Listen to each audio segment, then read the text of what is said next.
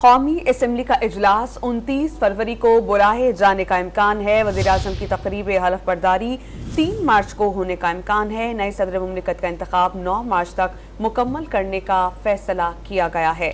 आसिफ अली जरदारी को सदर पाकिस्तान मुंतखब किए जाने का भी इम्कान है। मज़ीद जानते हैं डॉन न्यूज़ के नुमाइंदे खावर हुसैन से। खावर, बताइएगा इस इजलास से मुताल्लिक क्या मालूमात मिली है? आरिफ अलवी की मुद्दत सदारत 9 नवंबर 2023 को ख़त्म हो चुकी है।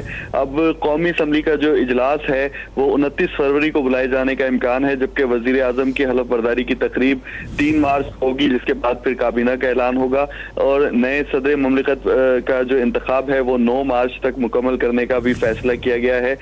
ज़राए का ये कहना है कि सदर आसिफ अली जरदारी को ये पेशकश की गई है कि वो सदर पाकिस्तान हो, ताहम इस पर हतमी फैसला जो है वो पाकिस्तान पीपल्स पार्टी की कमेटी करेगी। और इसके अलावा जो आईनी ओहदे हैं वो भी ऑफर किया गया है पाकिस्तान पीपल्स पार्टी को, यानी स्पीकर कौमी असम्बली और इसी तरह से चेयरमैन सेनेट के हवाले से भी जो है वो पाकिस्तान पीपल्स पार्टी में मुशावरत जारी है। ताहम इस हवाले से स्पीकर कौमी असम्बली के नामों पर जो है वो गौर किया जा रहा है। जी खबर, बहुत शुक्रिया आपका।